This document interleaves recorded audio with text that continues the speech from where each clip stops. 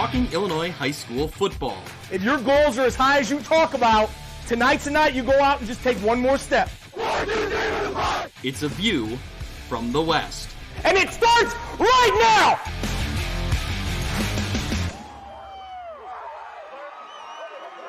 Welcome into View from the West podcast. I'm your host, Greg Armstrong, once again joined by the wooden shoe winning quarterback, Mitch Stormer. Mitch, how many times did you win the wooden shoe? I won it twice. We won both my junior and senior year. And I don't know how long it had been since Morris had won prior to that. And that would have been in 04 and 05. So yeah, 2 times. So most importantly, like when your wife introduces you to new people that you know, new family that you don't know, do you get introduced as that? Is that part of the intro or? It should be. I don't know why it's not. I wish I had a picture or something that I could just hand out to people and there'd be no words exchanged, just a picture. And then, people would understand. Is it in your LinkedIn bio or, where else? Yeah, it should be under my accomplishments. Yeah. I'll need to update that. That's a tease ahead. This episode, we're talking about rivalry trophies in high school football. And maybe we're going to talk a little bit about some rivalry trophies that should exist that don't right now. Yeah. Maybe some serious ones, maybe some ridiculous ones, and everything in between. But Mitch, are you ready to talk rivalry trophies a little bit later on? We're ready to talk about trophies later on, and really, we're in the off season now, but it seems like every week we get some news that we need to share and talk about. So here we are once again. Yeah, absolutely. Every week we think, what are we going to do? We're going kind of every other week now at this point, but every week when we start preparing for it, there's news out there to be talked about. And this week is no exception. Mitch, we'll start with the Lincoln Trail and the Prairieland conferences announcing that they're going to merge in football starting in the 2023 season. So they'll combine to form 2 divisions, a small school division and a big school division. So we'll run down the list of teams here. The small school side of things will be Monmouth United, Stark County, Princeville, Roval Williamsfield, Anawan Weathersfield, A-Town. So that's the majority of the Lincoln Trail right there. But they'll be joined by Rushville, Havana, and South Fulton. On the large school side of things, you have Mercer County, Knoxville. That's the only 2 Lincoln Trail teams that will go over to the large school side, the large school division. They'll be joined by Prairieland teams, Elmwood, Brimfield, Farmington, West Hancock, Macomb, Lewistown, North Fulton Co-op, and Illini West. Mitch, when you first read this, what was your thought? What was your takeaway? Yeah, it's certainly a change. Obviously, you're going to see, I look at Mercer County more than maybe the others being, and Knoxville too, but Knoxville came from the Prairieland, so maybe it's not so much of a change for them, but Mercer County, having played those schools for so long, and now they're going to be up against, like you said, the Elmwood, Brimfield, the Farmingtons, Illini West. What a game that'll be every year. So, circumstances that, we're going to see a lot more often. We're going to see more of this, I think, in terms of, conference consolidations. But, it worked out that this is going to play out pretty much the same way as it has. But, we introduced a couple new teams here to the area, and, we'll still see some of those matchups that we've been used to seeing. Yep. So the way the merger will work is there's 9 teams on the small school side and 8 on the large school side of things.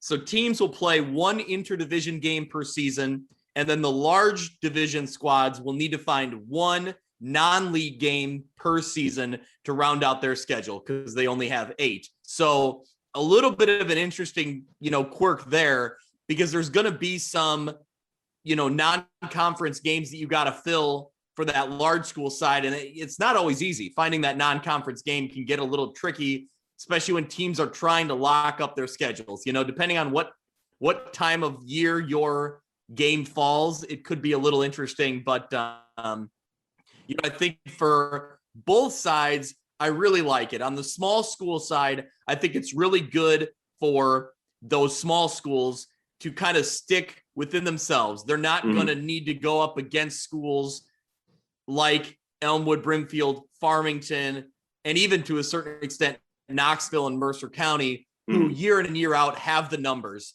and they're going to be a little bit bigger of a football program. So this kind of protects some of those schools. I think hopefully in the long run keeps them in Class 1A rather than thinking about that 8-man switch. Not that there's anything wrong with 8-man. I don't want to go into a debate like that, but I think for programs that want to try to, stick with 11-man football, this gives them a little bit of a leg up to keep them there. I read a quote from Jade Nord, the head coach at Stark County, and I think that was his big takeaway, was that this really kind of levels the playing field for them. They'll be going up against those smaller 1A schools that are going through the same things they are. So hopefully they can all stick with 11-man football and in the long run be better for all of them.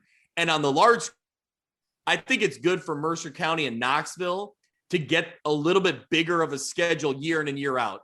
Because if they are a good football team and they want to have success in the postseason, they're going to be benefited from playing a 2A or maybe even a 3A schedule in the regular season, as opposed to playing some 1A schools throughout their conference schedule. Yeah, to your point on that, Mercer County and Knoxville both had first round losses in the playoffs to schools that were obviously Mercer County lost to Newman and Knoxville. A little bit of a different story having lost to Bishop Mack, but I think you're right on track there. Also, it's important to remember that there's still going to be an automatic representative to the playoffs from each division. It's not going to be there's one champion from these combined 17 teams. Yep. You're still going to have one quote unquote champ from the small school division, one champ from the large school, and then obviously any of the other qualifying schools. So it opens up a little bit. Obviously, you're seeing one of the co-champs from last year, Knoxville, out of the fold, and so you kind of get into more of that. I don't want to say traditional Lincoln Trail because you're adding 3 more teams, and obviously A-Town is still relatively new, but I think just a little bit of a mixture, switcheroo between a couple of teams, and this will be business as usual for both these conferences, I think. Yep. Looking ahead at the scheduling, the one thing that stuck out to me was A-Town and Knoxville, that traditional rivalry that's happened for years is in question now, because I can't imagine they're going to do the same crossover game every year. So A-Town and Knoxville is not assured to be a game every season anymore, which is a little bit of a downfall. And, that's a rivalry game that should have a trophy. We'll talk about it in a little bit, but that one hurts a little bit to know that rivalry might have to go on hold every couple of years. Yeah. Oh, well, coming off the game that they just had this past season, they're going to want to be playing that game again. So like you said, this doesn't start for another year. So, we really don't know what the scheduling is going to look like. Maybe they're going to try and schedule something like that, who's to say? So, but as some rivalries might go away, we're going to be introduced to some new ones too. So that's exciting. Now, the last question here is, they have not announced a name for the conference. I think, that kind of becomes our responsibility, Mitch. So where do we go here? What do we name this? Boy, this is right on the. So why don't you start? Now I'll set you up first. They used to have, it's probably around the time that you were interning at Channel 6 and I was working for the Highlight Zone. They used to have the West Prairie Trail, which was kind of a hybrid conference. That was like a 24-team conference spread out among 4 divisions, the West Prairie Trail. That name could still apply if it doesn't leave a bad taste in people's mouths because it, came and went, a few years ago. But the first thing that came to my mind was maybe something just combining with like Prairie Trail Conference or something simple. You could just keep it as simple as the Prairie Trail. Yeah. The PT. Yeah. Well, what's exciting now, Greg, is we have how many 9 or so new teams, new uniforms to look at. Oh boy. I was going to say that might need to be an episode to introduce ourselves and to listeners of, You got the Farmers, the Ducks, the Bombers all coming in. This is great. This is the content machine we're looking for. Man, I never thought about it that way, but you start throwing out mascot names. It was the first thing I looked at when I heard the news to see who was coming in. So we'll have some studying to do on the new team. Certainly we're familiar with them a little bit, but they haven't come this direction, in a long time. So that is exciting, something to look for. Well, Mitch, we'll kind of stay in the Lincoln Trail Conference. We announced on our last podcast, or we had talked about Ridgewood moving to 8-man football. There's more news coming out of Ridgewood. They have hired Pat Elder as their head coach. He's currently the social studies teacher at Cambridge High School. Elder becomes the first head coach for the Spartans' new 8-man program. And Mitch, a lot of people in our area probably recognize the name Elder. He has a very impressive resume on his own, but the family name Elder in high school football around this area is legendary, is huge. Yep. He's the son of Hall of Famer John Elder, legendary Alexis Cardinals head coach for almost 30 years. Pat graduated from Alexis in 1991. His coaching resume is really impressive. When you break down the numbers, 133-78 over 20 years coaching high school football.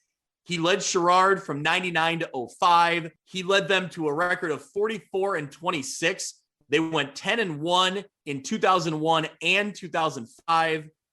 That's the last Tiger football team to post a playoff victory. So he brought Sherrard to some heights that they haven't seen in quite some time. So really did good work there. And then he moved on to Richmond Burton from 06 to 16. This is where he really did some great work. Led the Rockets to the playoffs 10 times.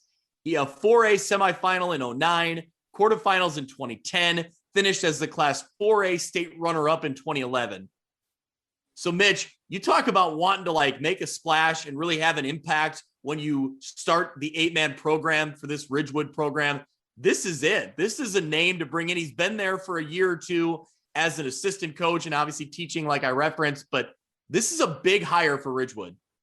Yeah. It's kind of a 1-2 punch because you're getting that continuity with the program that we've seen with a lot of hires this offseason, which I think is really going to pay out really well for these programs. But then you're bringing in a very, very, like you said, experienced coach, not just at Sherrard, but at a program like Richmond Burton.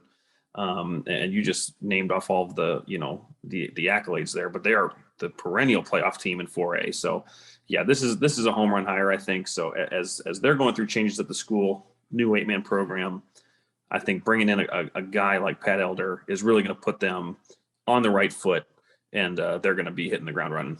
Yeah. I think what really intrigues me is a guy like Elder who's seen so much football. He's been around and seen a lot of football at the 11-man level, to go down to 8-man, which is more kind of offensive minded. Obviously, there's a little bit more space. I'm really interested to see kind of if that, takes a hold for him and he can really use that to his advantage. If he can see some things that he's had success at 11-man and drop that to 8-man, and there's just a little bit more space. You can create a little bit more running room or, for those running backs or those real athletes on the field. That's something I'm really intrigued. And I think it really immediately gives a name to Ridgewood, and it gives a name to that part of the state of football in 8-man, whereas the NUIC has really kind of taken it over in recent years. I think this really adds some, legitimate, power to the Ridgewood program. So we've seen programs here that do this, right? They go from 11-man to 8-man. And they've had success. You look at, teams like Milledgeville, teams like Ackwen, and even closer to the Lincoln Trail, West Central did it. Right. Exactly. So again, I think if you're going to be going through that sort of change, to have someone who has not only coached there, but is currently, at Cambridge and has the resume that he does, this is exciting. I'm looking forward to it. Yep.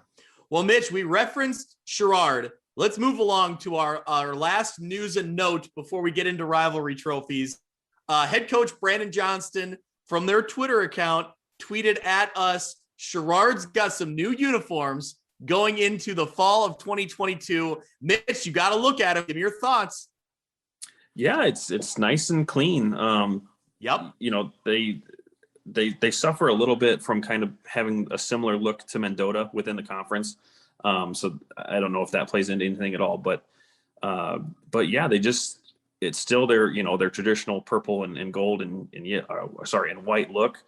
I don't have it in front of me, but I think they can go purple on purple. They can go purple on white. They can go white on purple, and then go white on white. So they do have a combination, which is cool. Maybe they'll throw in a yellow pant there somewhere. But what remains here, Greg, that's really going to complete the look is we got to see if they're going to update that helmet. We have to know. Yeah, so I reached out to coach and I said, hey, what's the word on a helmet? And he was a little coy. He didn't have a definitive answer, but it was a coming soon or a, we'll see type of thing. Yeah. And I responded, Mitch, that there's a committee of two that's ready to step in and be the voice here to what the Sherrard look should be in the helmet department. Mitch, you have plenty of opinions. Where do they, what looks best for a Sherrard helmet? Well, I saw one suggestion, and I'm not going to repeat who said it or what it was, but it was an awful suggestion. Okay. So not good. Well, remind me now, they just have, is it just SHS? Is that what they have in their helmets now? Yeah, I want to say they might have just went all purple helmet with a number, or maybe it was all yellow with the purple number. I think it was all yellow with a purple number. Okay. Yep. So yeah, you see, different types of tiger logos. If it's just like the face, forward facing, you could do. I wouldn't want it to look like Princeton's, because they're just in the same. Princeton's already kind of taken the stripes. If you want to do stripes, you can do it in different ways too, I think. So yeah, again, if maybe he's hiding something from us, maybe they have something, some irons in the fire there, but maybe we'll get a sneak peek and maybe we'll get final approval on things like that. Cause I would love to know if they're going to change it, and we'd love to see what it's going to look like. Yeah. Well, we are open to weigh in and give our opinions, and we're always ready to help out any football programs that need uniform or helmet, help in choosing their next look. Yeah. So speaking of helmets, Mitch, the UniView helmet rankings are going to be coming out this summer, maybe later, getting closer to the fall football season. We're going to break down the same way we did uniforms. We're going to break down helmets. So now to any coaches or athletic directors listening, even players or fans, you can help us out too. What we're going to need is pictures. We need to see the most updated helmets from all the programs that we talk about, because we're going to have to, break it down. And the only way we know how is to look at every team and figure out what their helmet looks like, what we like, what doesn't rank up there so high.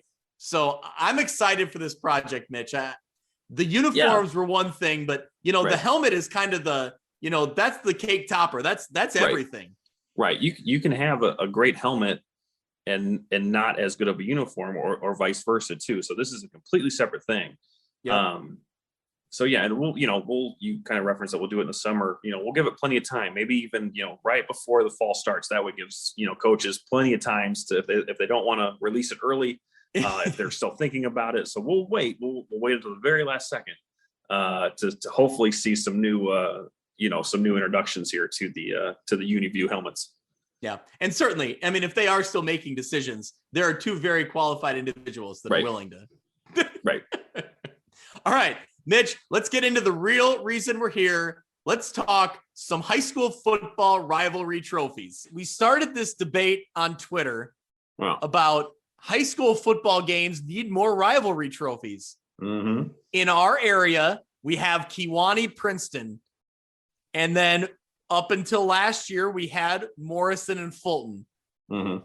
So Kewanee and Princeton play for a trophy that doesn't necessarily have a name, but it's grandiose. It's big. It's very impressive to see. It dates back nearly a century, 1926, when it was initiated by the Kewanee Star Courier. I love it. I love the newspaper felt the need, and you see that a lot. You read about that a lot in these old rivalry trophies, that the newspaper would be the one to spark that interest. I love it. Yep. So the rivalry goes back to the 1800s, but this trophy goes back to at least, we think, 1926. Yeah. Which is great. We posted a picture of it on our Twitter account, View from West Pod on Twitter. It's fun. It's one of my favorite games to cover every year. This past year was great because both teams were very good, and it was at Kewanee. Kewanee won it for the first time in, I believe, 5 years. Yeah, it's a neat trophy. It's something that the kids, on both of those squads want to have some pride and want to put their names on it, want to have that little trophy plaque thing with the score and the year on it. They want to be a part of that. So yeah, that's a neat trophy. So that one's a fun one. And that, that one is one of the gold standards. And then right up next to it, Morrison Fulton is another gold standard trophy. They played for the Wooden Shoe. It was the Wooden Shoe Bowl, started in 1977. But Mitch, you're a Morrison guy. I'll hand it over to you. Tell me about the Wooden Shoe and tell me about what you remember about playing for it and just being around it when you were playing and just in Morrison growing up. Yeah. So, the kind of the background on this is that Morrison Fulton have really rich Dutch communities, or Dutch history, I should say, between the communities. Morrison Fulton been playing since 1901, give or take. And so it was right around late 70s. It started when Morrison coaches Gus Linke, who was the AD when I was there. So Gus Linke and Ron Rolls, they took a wooden shoe out of a janitor's trunk. Of course. Why it was in the janitor's trunk, I don't know. If they had permission to get it, I don't know that either. And the legend is that Gus Linke got this shoe, took it home, sanded it, varnished it, polished it up, brought it back to school. The shop teacher at the time put it on a plaque, and that has been the trophy ever since then. It's the same one. It's the same trophy. Yep. Wow, that's amazing. It is the original trophy. So it's a giant wooden shoe. We'll have to post a picture of it on Twitter. It is literally this giant wooden shoe on an even bigger plaque. And I think there's like a football on there. And then the rest of it is just, like we said, those little plaque name tag things that have the year of the game and the final score. And I would think by now it's even on the back side of that trophy. But anyway, this was a big deal. I mean, this was such a big deal to both of those schools. And like you said, I can speak to it from when I was there, and I can only imagine it's still the same now. And I know that because when Fulton won it 2 years ago, when the rivalry was kind of coming to a pause, when they went to the NUIC, you could see in their celebration how excited they were to have that trophy. But it was something when I was going into varsity, Fulton had our upper hand for a couple of years. Fulton was a better program, and they had, I don't know how many years in a row they had won. It might only been 3 or 4, but still it felt like a while. So when we won our junior year, I remember specifically sprinting from the sideline because our AD, it was Gus Linke. He would have had it because he was the AD, like sprinting to him and grabbing it and taking it back. And we, everyone was kind of huddled around it, just jumping up and down with this thing with its shoe. It's the most random thing. And I think, we retained it my senior year. But it even carried like off the field. Like we would be at basketball games, and when Fulton would come to town, and Fulton had a number in basketball, that's for sure. But we would find someone who had a wooden shoe in their possession. We would find this, out prior to the game, and we would make sure we brought it. And if their crowd started chanting all we had to do was hold up the shoe, and the Morrison side would just go nuts. That trophy, and really, that's really the point of having these rivalry trophies, is just the community pride that you get from obtaining it, even something as silly as a wooden shoe. And like I said, when Fulton won it, and unfortunately that matchup has kind of taken a pause. I don't believe it will be the last time that those teams ever play each other. But you could see in the excitement from the Fulton community that they've got possession of that trophy. They're going to have it for a little while now. And it kind of, like you said, it kind of brought up the topic of this, where we wish it kind of existed. It happens in college, and we'll talk probably about that a little bit later on, but we need more trophies, Greg. We need many more trophies in our area. Well, this was exactly why I wanted to ask you about it, because that's it. Like, we can create these. You don't have to like fake a rivalry. The rivalries exist all over the place. So let's create something symbolic to show that you won that. That makes me so excited to know, like, you can say this team has won this trophy. And I think, and it's, think of if, I don't know that it ever happened much in a Morrison Fulton type of situation, but think if it was neither team was playing for a playoff spot, right? like, this is what you played for. You weren't in contention for the conference title. You weren't going to go into the playoffs. Like, this is what you had. This is a obtainable thing that you could hold in your hands. And it meant more than your record. It meant more than a lot of other things that happened during that season. So now the flip side of this too, Greg, is that one, I don't think every rivalry game needs one, because I don't want it to be like overblown or that there's way too many. Sure.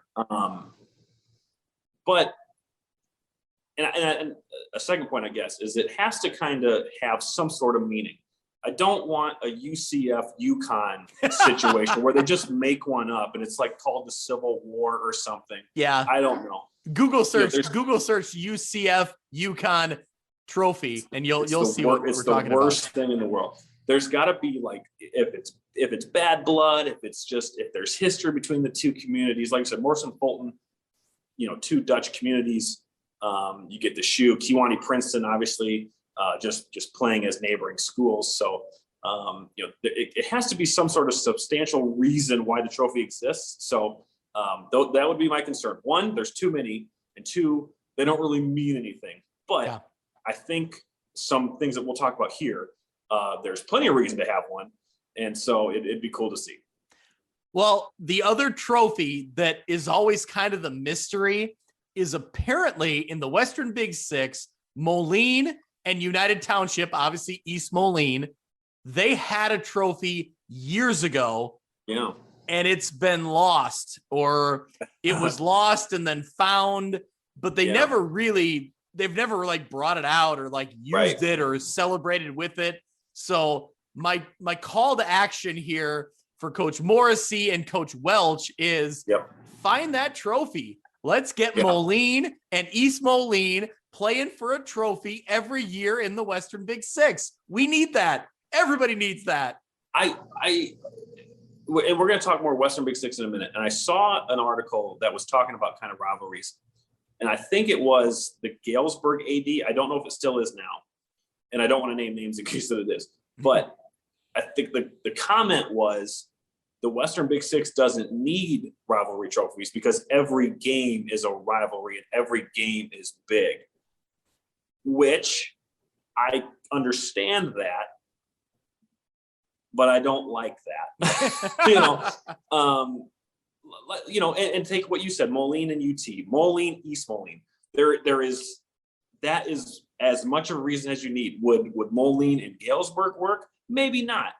But, and again, we'll talk more about these in a minute. I'm not going to get ahead of myself. But this goes to my point of things having to make sense in order to have one. So I get his point, but I don't think it applies completely throughout the conference. Yeah, unfortunately, in the Western Big Six, like Quincy and Galesburg, I guess if they become the rivalry to play for a trophy, otherwise they're kind of on the outside looking in because the other rivalries naturally set themselves up. Well, right. Like, and this is not the greatest example in the moment, just in terms of competition over the past couple of years. Why does Rock Island and Rock Island Almond not play for something, right? I understand in recent years, in terms of success on the field, in terms of enrollment, Rocky probably has the upper hand there. But there is no reason at all why those two, being in the same town, couldn't have something to play for. Yeah, that one. And the one, we'll jump right into it here. Yeah. Rock Island and Moline. To me, when I think of the Western Big Six, and that's, I don't know, maybe some people will be offended that I didn't include Alleman or I didn't include East Moline, or United Township, but Rock Island and Moline always screams classic rivalry. I've just always said, like, their colors, the way they contrast on the field, like when you get into it, that image looks like classic football rivalry. Right. I want a trophy for Moline and Rock Island. So Don Doxey suggested, what was it, the MRI Cup? Yeah, the Moline Rock Island Cup. Okay. Or what I think it should be. Yes. The Rockaroon. I like, yeah. I don't know what that would look like. I mean, like, Illinois and Ohio State play for the Illinois buck, and it's a turtle. Who cares? It's awesome. So I don't know what the rockaroon would be. Make it a boat. I don't care. Just make it something. Yeah. That's a terrific name for a makeup trophy here. But yeah, like you said, there's two schools that have had competitive, similarities where, both teams are going to win that side of the matchup. But I could also see the side where it's already a big game. It doesn't need a trophy. So like I said, I get it, but that to me would be a real obvious one if they were ever to create a trophy. So I got to give shout out to Tyler Wilhite on Twitter, gave us that suggestion for the Rockaroon.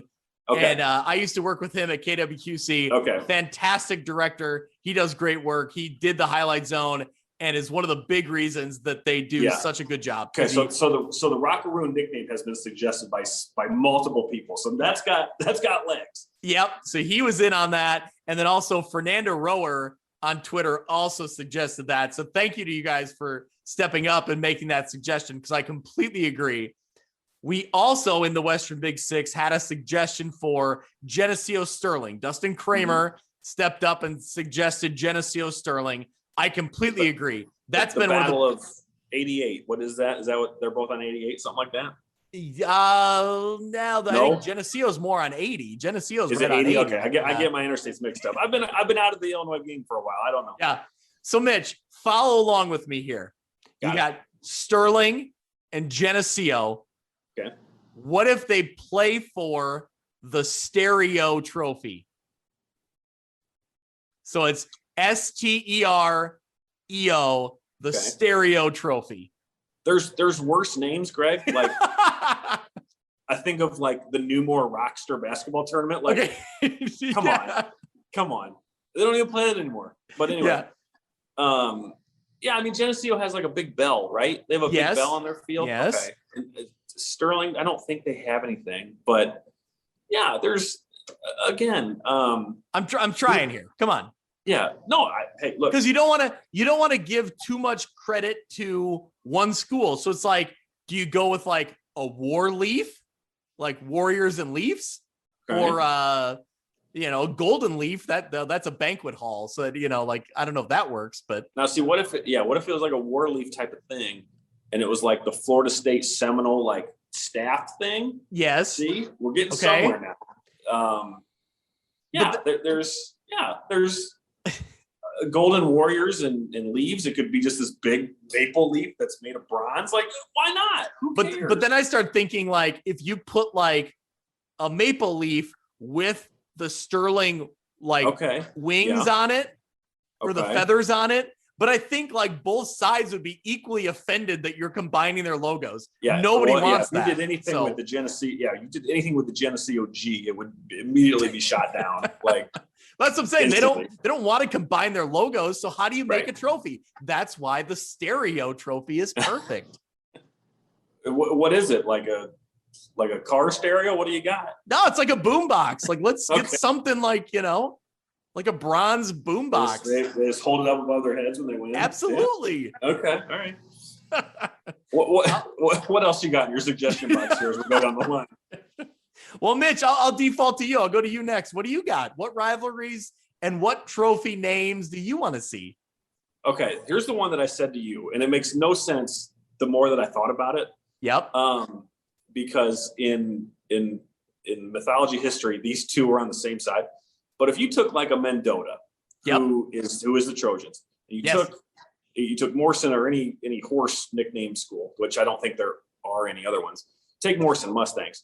Yep. And you played for a Trojan horse, right? Yes. And you call it the Battle of Troy, which in mythology, the Greeks brought in the big Trojan horse. Everyone knows the story. Into the city of Troy, they took over the city.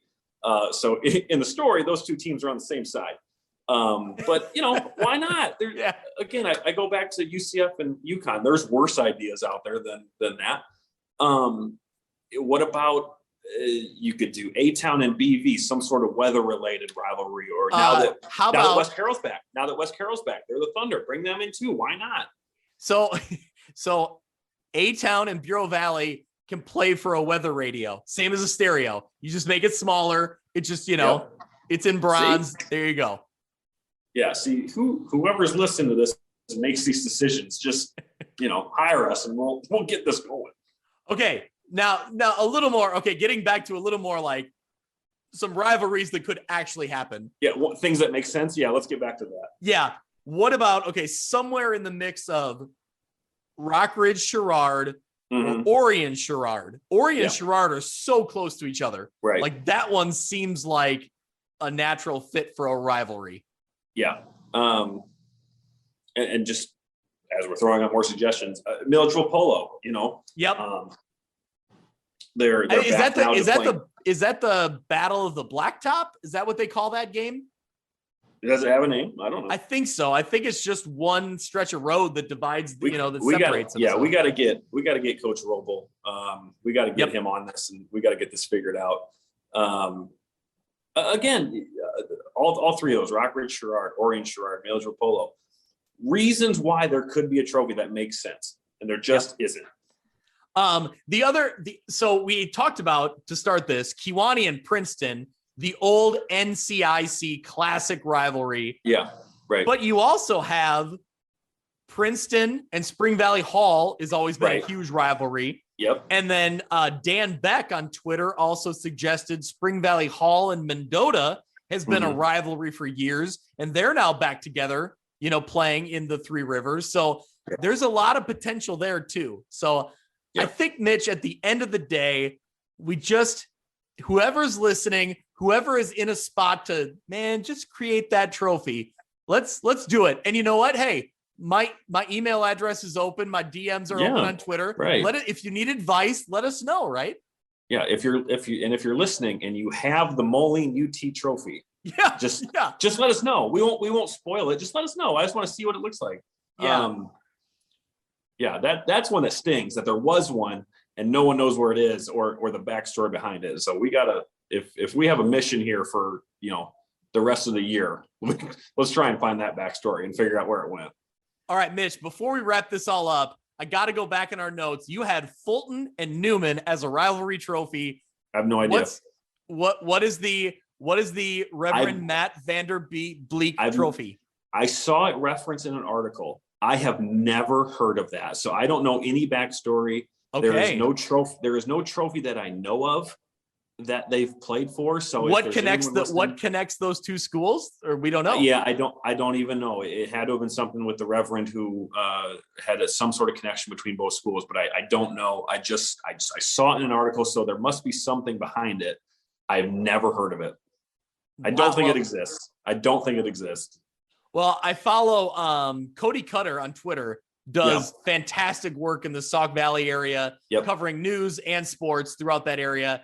And he's a historian of, high school athletics. If anybody would know, he may have a lead on that. I may have to reach out to him and see if we know more about that.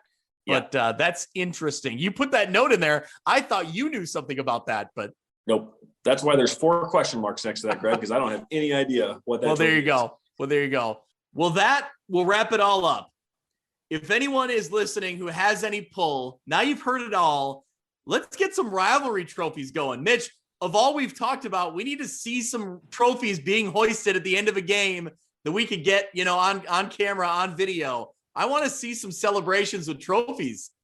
Yeah, even if they're old ones, even if there's, some historical ones from the past that we missed or didn't know about, I would love to hear, what teams were involved, if there was a trophy, why it's not in existence anymore. If anyone has any insight on that, let us know, because we like to hear about that stuff. Yeah. Mitch, have you ever thought about getting like a wooden shoe replica trophy to like put in your basement? I hadn't thought about it until this second, but I would imagine I would get a lot of questions about it if I had this Dutch wooden shoe just hanging affixed to my wall. So naturally, you would just explain to family members it was a trophy. That's when I hand them the picture or show them my LinkedIn profile. Now it's all coming together. That's right.